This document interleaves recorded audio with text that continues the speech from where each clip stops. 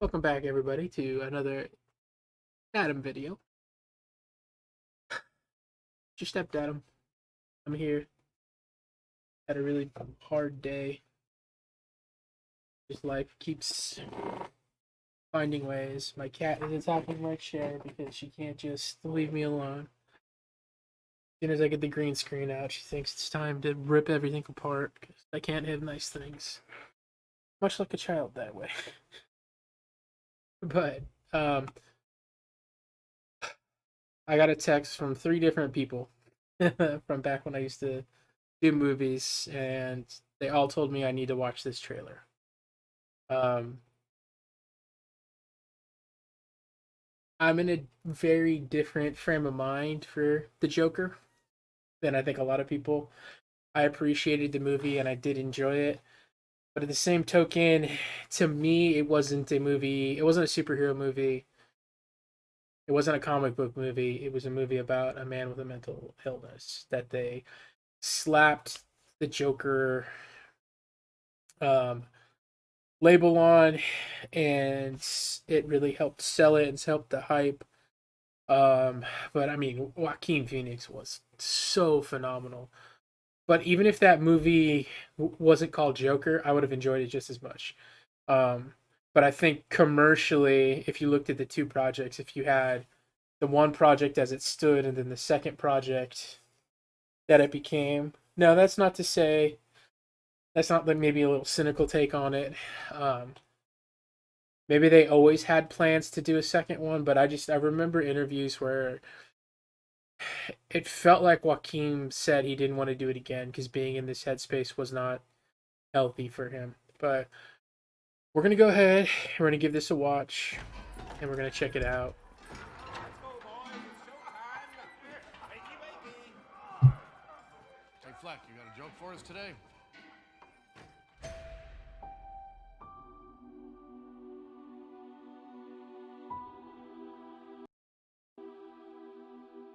And I'm gonna pause it right here. I'm gonna pretext.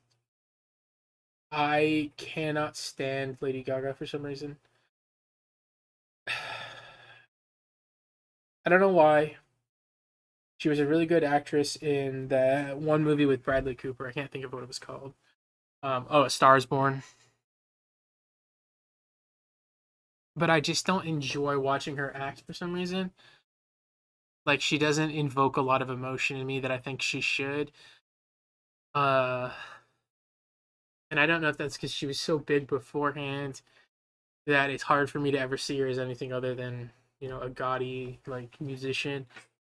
As talented as she is, and as incredible as like her story is, to me sometimes I feel like something like that can detract from a film. Obviously, it can add to it, but all right, let's get. I'm gonna try really hard not to let my feelings for her cloud my judgment. We use music to make us whole, to balance the fractures within ourselves. I'm nobody. I haven't done anything with my life like you have.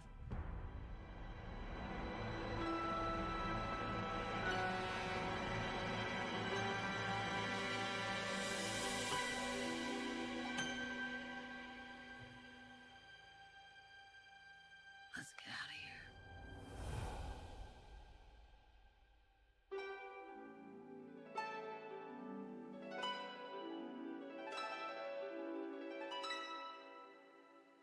What the world needs now is a love, sweet love. It's the only thing that there's just to live love. What the world needs now is love, sweet love. Tell us, what's changed, Arthur? I'll tell you what's changed. I'm not alone anymore. That's what we should be talking about.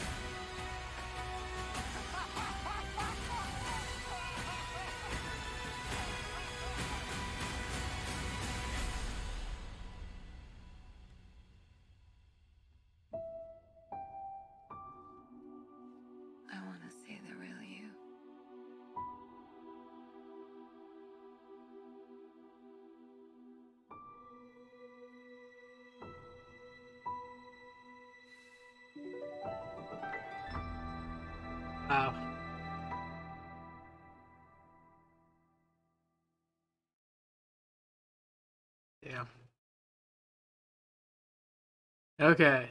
I'll try and unpack this real quickly. So it feels like they're gonna try and do. They're probably gonna try and film it in a way where there's layers of stories happening. So at times it might seem confusing. I mean, obviously it'll depend on how they do it, but I think it's gonna be his relationship with Harley and what's happening in his head as opposed to the chaos outside of the world, and where in his head he's living in this really serene, pristine environment, and it's probably going to be really gaudy and just like um and that's going to be part of his like psychopathy, while everything around him is just chaos and destruction and death. And there's going to be a real juxtaposition, even from watching the just in the trailers and some of these major scenes. I want to jump ahead to some of the ones that really picked up. This one right here. So this is like the first. There are going to be a lot of grayscales and a lot of really earthy tones when it's the world having to be very, very down to earth as it like plays up into it. So they're going to use color very imaginatively in this, and this is the first scene. So if you look in the background, you have the officers that are walking with with him, and when he looks up, it triggers into that world I was talking about. That is, his life is filled with color, right? So you have these bright, vibrant circus colors. Like if you were looking at a circus tent or a circus clown, like those are the colors that would be used to kind of represent the Joker. This is a beautifully filmed scene. This is incredible. This is how I already knew. Again, and this is where I think they're gonna lean more heavily into the comic in this, and maybe that'll make me enjoy it more. But I also feel like, this is where that line I was saying, where if this was just a movie about a man's mental illness, like dragging him down a path, I think it'd still be equally as good and engaging, because as you can see by his performance, that's incredible. This is a little kick throwback to I know there's a scene I saw in a different trailer, like sneak peek, where they're running down and it's the stairway he was dancing up and down like Fred Astaire. But this is a really good scene of her like walking up from the. I haven't done anything with my life like you have.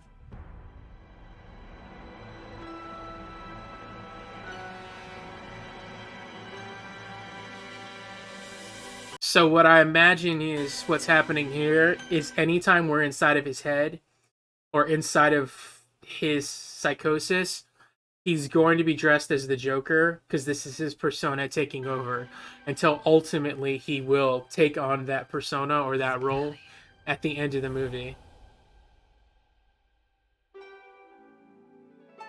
And so it's possible what they're going to try and do with this story is the therapist we see him talking to, or the psychoanalyst we see him talking to, perhaps he was working on his issues with him, because there's a scene coming up here, and we'll stop it, where this version of Joker appears to be chasing after him.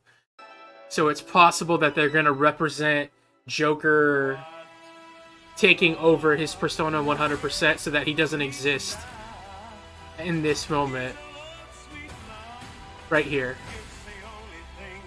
So this could be a copycat, and this could be a representation of, like Gotham is starting to break down, and these people are starting to dress like him, because they did have that little commentary in there where he says, "I'm not alone anymore." That's what you should be talking about.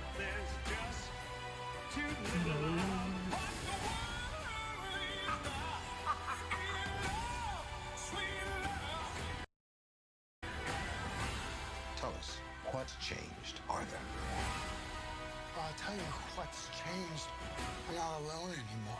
That line right there is incredibly powerful. That's what we should be talking about.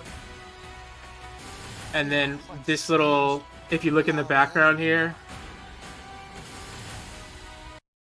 Hotel Arkham with no vacancy, but with vacancy, so meaning that there's room for him to exist in that world. Talking about.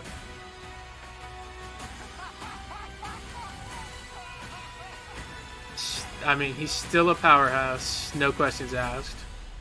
This scene right here, if this was the only scene they showed me,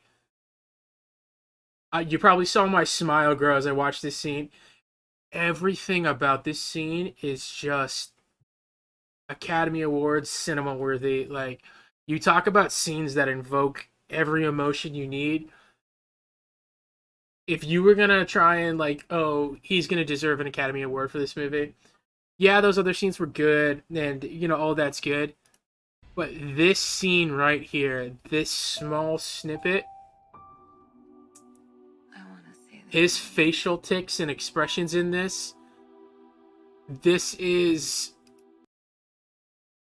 watching him take over Joker's grin, watching him give into that psychopathy, and then if in this moment in the movie when we do get to watch it, this is where he decides to let his other side go and just become Joker.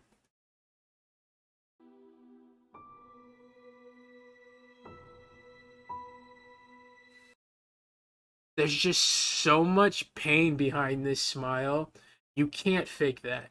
I mean, you can act it, right? But you can't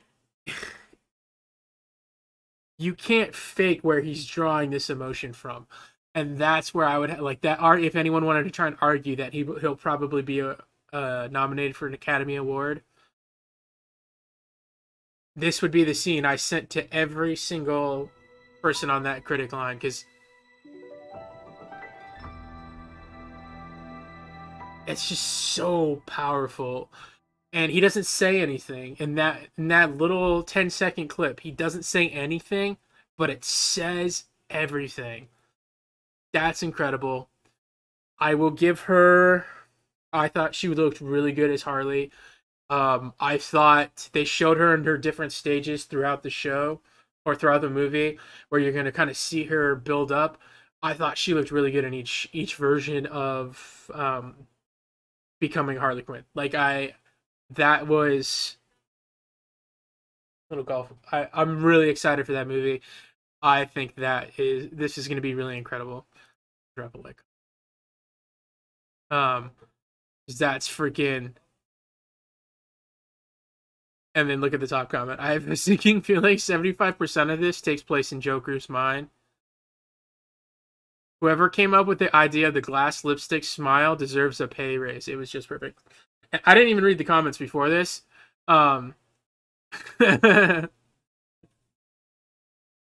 Yeah. I mean, those scenes they were picking out, that's yeah. Ooh. What an incredible powerhouse scene. But dude, I'm actually really excited for it. I didn't go to the theaters to see the first one. I waited for it to come out. I would go see this in theaters, and I don't think I would regret it. I think it's worthy of that, in my opinion. Again, I know a lot of people have comic book exhaustion. I know I do, but that doesn't stop them from being great movies or great source material. It's how they're handled and how the love that's tenderly put into them. But I'm super stoked for that. Let me know in the comments, what do you think about the Joker and 2 part 2. Let me know if you got the same feelings and thoughts and emotions from watching that, and if you also think that a lot of it's going to be living inside of his psychopathy, and just I think having that juxtaposition of going back and forth between gritty crime and violence, and then his love story to himself. I think it'll be beautifully played if they do it correctly. Drop a like, subscribe. Most importantly, do something kind for somebody else. Pieces.